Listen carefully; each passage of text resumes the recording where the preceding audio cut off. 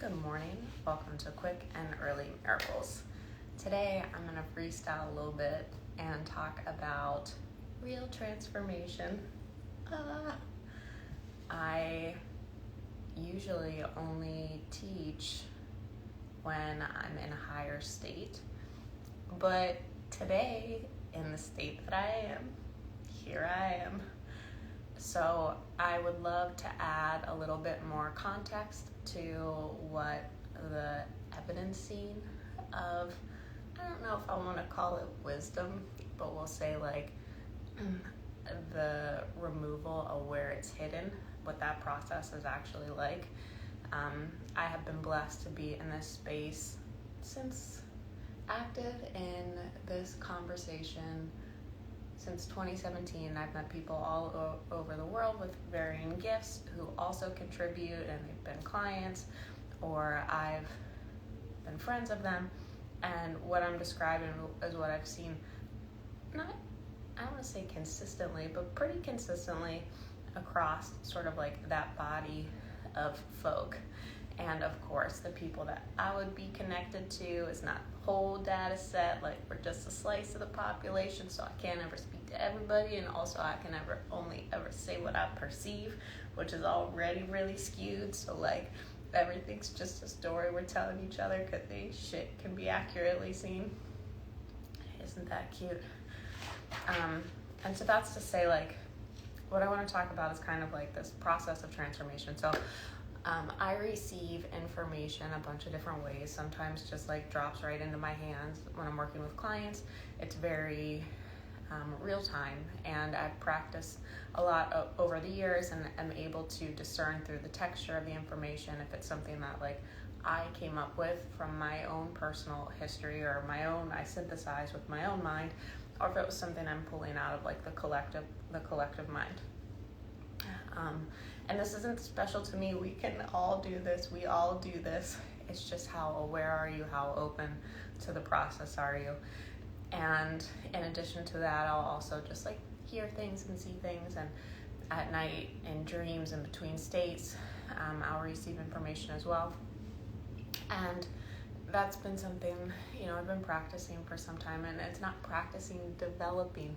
It's never like going and getting with all of these like, with most things, it's really just the removal of the idea that you can't.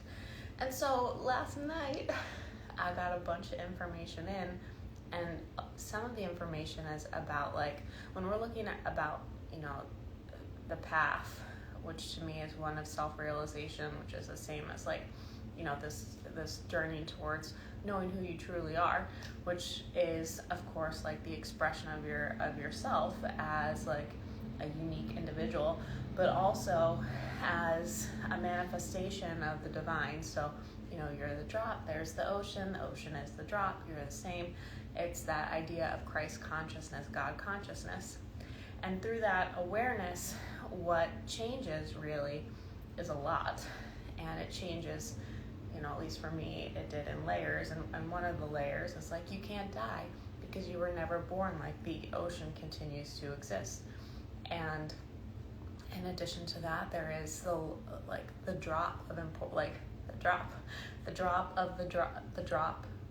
drop's importance, where you see that you're no more important than any other drop in the ocean, and they're no more important than you. And when I claim new levels of freedom, where essentially I come to think and feel for myself rather than how I've been conditioned to think or feel for myself, I think of it kind of like claiming a mansion. So we each live in these mansions, but through error, we only really remember maybe like the front two rooms.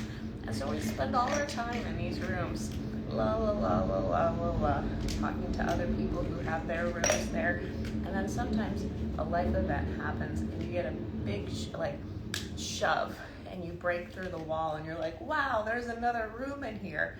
But nobody's been in there for a long time, and there's a lot of cleanup to do, and it's kind of a lot. So you can claim that room, but first you kind of have to like get to know it, tidy it up, come to terms with it, but then it's yours. And to me, that's that process of the expansion of consciousness, the expansion of your awareness, where you come to see these other areas that you weren't aware of, and as you become aware of them, you get to use that space.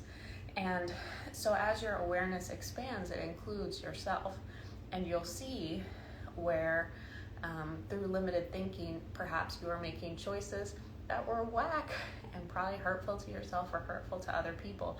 But prior to that awareness, prior to that expansion of consciousness, you didn't know. And that seems to be like the game here, where you allow, and I don't mean like an organized game, just sort of like what happens as far as this process, like you expand a little, and if you allow yourself, or you're forced to, and you see, it's almost like if you're in one room and then you walk into the other room, then you can see the room that you were in differently or more clearly, and you also have access to the other room. And so that's all information about choices that you've made, things that have happened. It changes the information context. So before, what might have made sense at a decision level might not make sense anymore because the context has changed. So you might have a really strong argument for why you thought some way or felt some way, and then you boom, expand into another room, and you see like, oh, maybe you were in the wrong. And so this expansion, so why would you want to go through that process? Well, the presentation I did, I can't remember, shadow work, maybe it was 3 days ago, it was really about like kind of cause your own problems through acting from the subconscious. What's so nuts, like this will blow your mind, each of us has like this kind of Dr. Jekyll, Mr. Hyde syndrome to varying degrees, and sometimes people can have conversations between their two, and sometimes people have no friggin' idea. And to me, that's your fear state, and that's your sort of like love or natural state. And what you do in your fear state, that's what I was talking about the other day with shadow work, is unconscious. You're not aware you're doing it. It's like all the ways like you screw yourself over, all the ways that you are not tending to things in alignment with what you really think or feel. That's that Dr. Jekyll side. And we're not aware we're doing those things. They're unconscious, and unconscious doesn't mean like you're, sleepwalking and doing it, although sort of, it just means that you're not wholly aware of the implications and the impact and maybe even the motivations behind why you're acting. And if your motivation is skewed a little bit, then it has sort of like an imbalance to it, and then there is a rebalancing process. And not to punish anybody or anything, it just sort of seems to be like how this system is organized in some ways, and maybe not absolutely, and maybe not always, who knows, but like it does seem like you can't escape what you do in your unconscious states.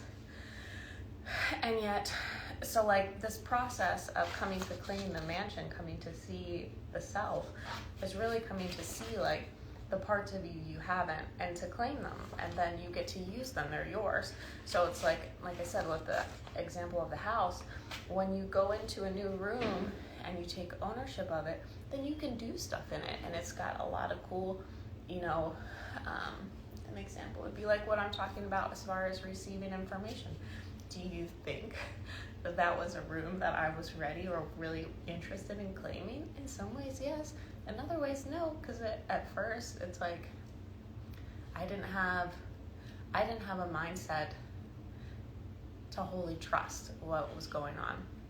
And so the experience was sort of like shaded by that. And so there are these like meta approaches you can have to this process that makes it more comfortable. And one of them is just accepting that it's a process. This is the way it goes. So when I woke up this morning, I had some note open on my phone, and I like just closed it, or on my computer, and the one that I posted in my story was randomly there, which was like, hey, transformation's hell. When you go to the end of what you're, conscious, what you're comfortable with, your subconscious will throw a little fit and make it seem like things are going bad or crazy or wrong. And that's sort of like where I am in a growth process right now, where I'm trying to I'm allowing myself to step beyond anywhere I've ever been before, and in such a way that I don't know, there's a lot of unknowns. So my mind is kind of like, I don't want to say puking because that's an ugly word, but that's sort of what it's doing. Like all of these things that would make me become afraid and kind of be like, okay, I can't go anywhere. I gotta be with this stuff. And having gone through this process a bunch, I'm a little hip to it, but in the throes of it, when I'm really covered up by fear, I sort of forget. So that was a great reminder for me, and that's sort of what I'm talking about today, where as you move through change, the more, so I have a practice of being very present to my experience. What am I thinking? What am I feeling? What am I hearing? And it's not perfect. It's a practice. But I notice agitations because I'm with them, and I have a little space from them.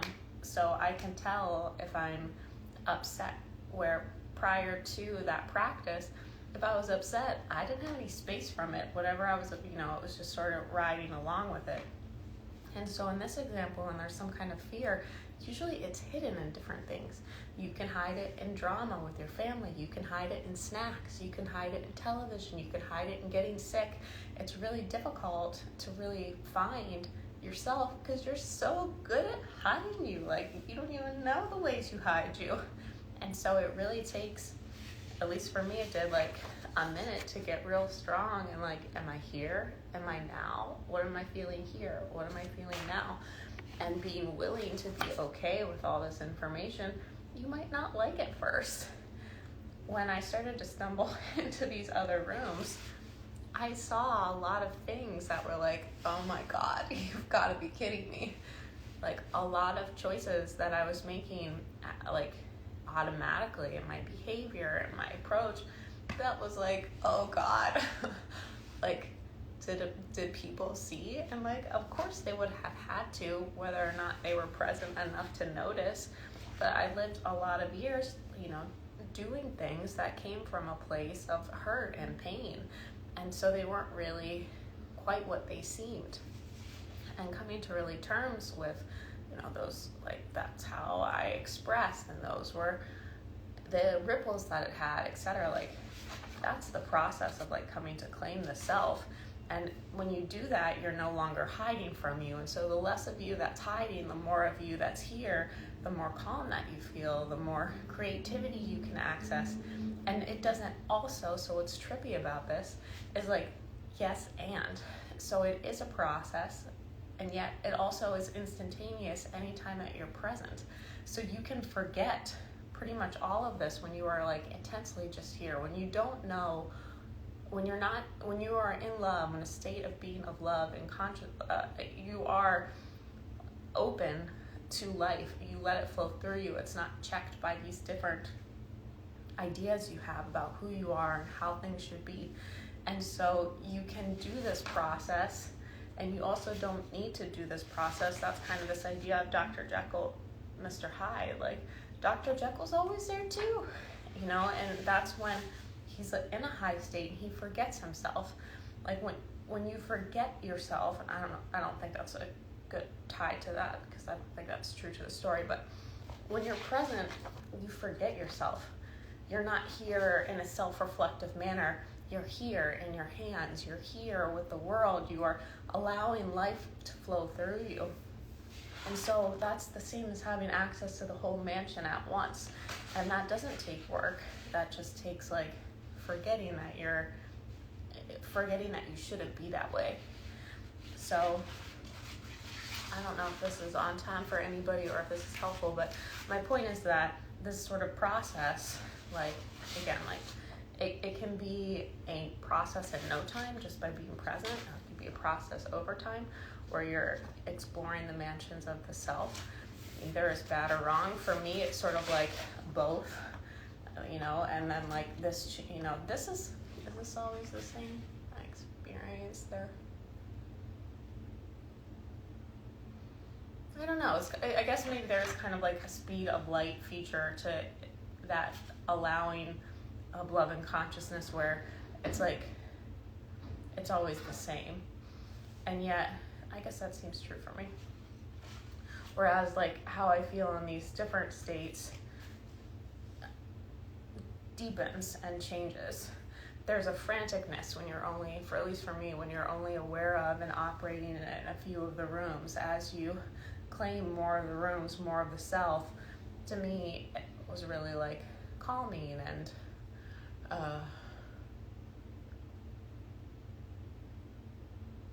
there's less drama, there's less problems, because again, you're not projecting things externally, you're willing to take them home. And so I opened by saying, like, oh, I know a lot of people who are in this sort of space, this spiritual path space, and similar to me, like, usually when I'm teaching from a high state. I'm not teaching after I had my ass kicked overnight through a bunch of, like, information. I usually wait so that I can show up in an energy that's a little bit more contagious in a good way. And yet, like, this is part of it, where there can be, like, it's like, I bounce back faster, but when this first started happening to me, it would take me out for some time, because I'd go right into my pity party. I was like, who has my pity party hat? Like, let me do that. And it's like, whoa, it's me. And I would do that for a while. I did. I'd lay on the floor a lot. Because it just seems like, oh my God, how am I ever going to get past all this? But now it's a lot. It's more like, okay, here, this is what we're doing now. And so I just sort of, like, gather up the information I've been given and, like, you know, give myself a pat on the head and hug and say, like, all right, well, we're gonna be okay. This is okay. Know where to get to. Let's not even worry about cleaning it up. Let's just accept it how it is right now. How's that feel? Is it okay? Are you okay? Let's take some deep breaths. Are you okay? It's kind of like, you know, when you think about it, everything's information. And a lot of this, you know, realization of the self, and what's interesting is, like, you have it about you have it about other people, you have it about the world, like, it's on varying degrees, and it's kind of like having a series of stage curtains, and the stage curtains have scenery painted on them, and the people out front are acting, and then information context changes. One of the rooms is revealed, you get more awareness, and one of the stage curtains drops, and it changes everything that's happening on the stage, because now the background's different. And so then you get adjusted to that reality, and then it changes again, and it changes again. And that's sort of how I came to do this work, because I was really looking for the final curtain. I was like, which of these is real? And then I just sort of stood up there and, like, ripped them all down, and just, it's like one of those calendar desk things that never end. And so it was really just kind of coming to accept that this is that process of growth and awareness, where I'm always going to bump into new, like, it always continues to change. And so what is constant? Well, what's constant is, like, this, like, the drop of God that I was talking about, sort of like the piece of the ocean. And so really learning to, and I still am, to embrace those changes with excitement and adventure, instead of, like, fear and, oh fuck. It's like, or loss, because when one of the curtains changes, you lose essentially those things. It's like finding out that you were adopted, or finding out, like, you know, the reality that you have gets shattered, and then a new reality kind of, like, spawns in its place. And one of the bigger realities shattered for me when I saw, like, not the meaningless, it was kind of like the meaninglessness of things, where there is no, I was really looking for a framework to justify pain and suffering, but there is no justification.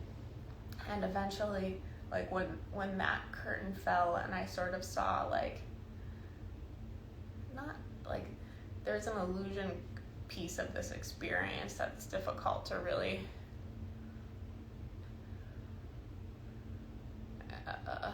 it's kind of like this, like, we are and we aren't. And when that one landed, I was like, fuck this. I was real mad and sad about it because I didn't have anything else to attach to anymore. I couldn't, if none of the meaning mattered, everywhere I was trying to go didn't matter either. So why was I trying to go there? And like, there was no escape from the feeling. And that one took a while to come back from. And what I found was like, just like as kids play, like you don't need the meaning.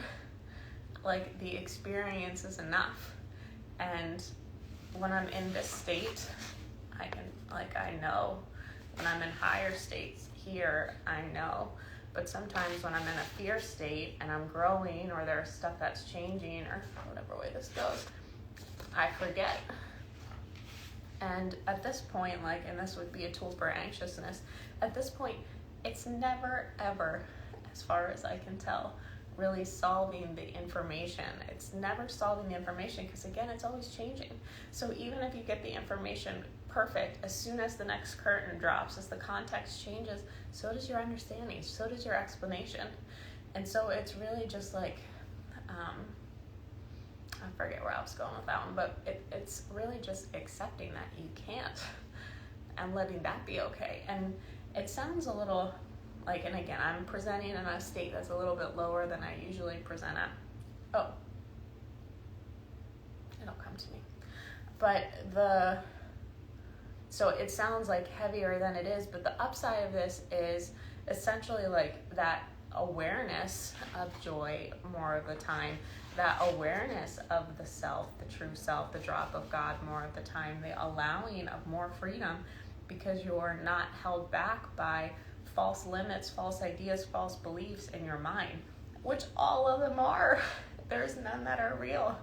There are none that are real, because everything, like I talked a little bit about language the other day. As soon as you call something by name, you abstract it from its reality.